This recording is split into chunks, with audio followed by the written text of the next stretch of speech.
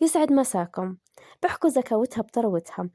3 مكونات بس موجودة عندك في البيت راح تعملي أطيب حلاوة ب5 دقايق بس بالضبط من وقتك لحتى تحضري أطيب حلاوة ما راح تفرقيها أبدًا عن المشتريها من المحلات، راح تستغني تمامًا عن الحلاوة الجاهزة.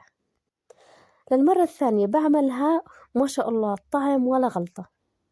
مكوناتنا كثير بسيطة، كاسة من السكر المطحون، طبعًا السكر الأبيض بتطحنيه بأي ماكينة متوفرة عندك للطحن، بعدين بنضيف كاسة من الطحينية، وراح نضيف كاسة وثلث من الحليب البودرة. الثلث إنه بتقسمي الكاسة 3 أقسام، قسم واحد منه بتحطي الحليب، وبس هاي كل المكونات اللي لازم نضيفها. طبعًا ممكن تستخدموا كاسات أصغر لحتى تجربوا يعني كمية أصغر في البداية، ولحتى تشوفوا كيف راح يطلع معاكم طعمها، وبعدين تبلشوا إنه على طول يعني تعملوا نفس الطريقة إن شاء الله. لازم نعجنها بهاي الطريقة، يعني في البداية ببلش أعجنها على الخفيف، بعدين بشد شوي لحتى تتماسك مع بعضها أكثر. طبعًا في المصانع بيحتاجوا إشي اسمه جدر الحلاوة، بيصنعوا منه الحلاوة على يعني آلات معينة، طبعًا مش متوفر بالأسواق لإنه بيحتاج لآلات لحتى يصنعوا منه الحلاوة. اعجنوها كثير منيح لحتى تشكل معاكم عجينة طرية. إذا حسيتوها بدها معلقة من الطحينية ممكن تضيفوا. في بايركس حجم صغير رشة من الفستق الحلبي، طبعًا اختيار وحسب الرغبة، ممكن كمان تستخدموا الكاجو أو الفستق، وبحط عليهم الحلاوة.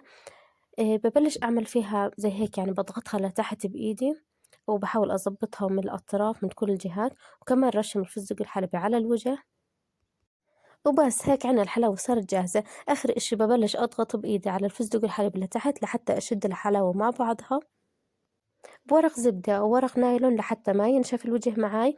بضغط بهاي الطريقة لتحت، وحاولوا قد ما تقدروا تضغطوها لتحت لحتى تشد الحلاوة مع بعضها.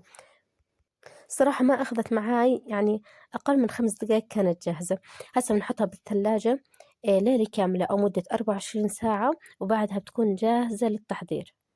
تركتها ليلة كاملة وصحيت الصبح متحمسة بدي أشوفها.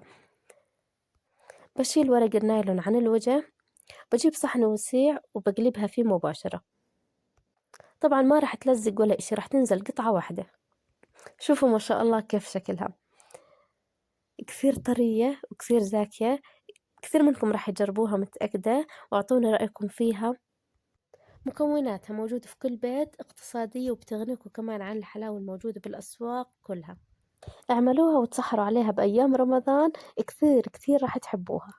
وبس إن شاء الله تكون وصفتي لليوم خفيفة عليكم. كانت معكم روان من قناة موهبتي. ما تنسوا تشتركوا بالقناة إذا عجبكم الفيديو، ومع السلامة.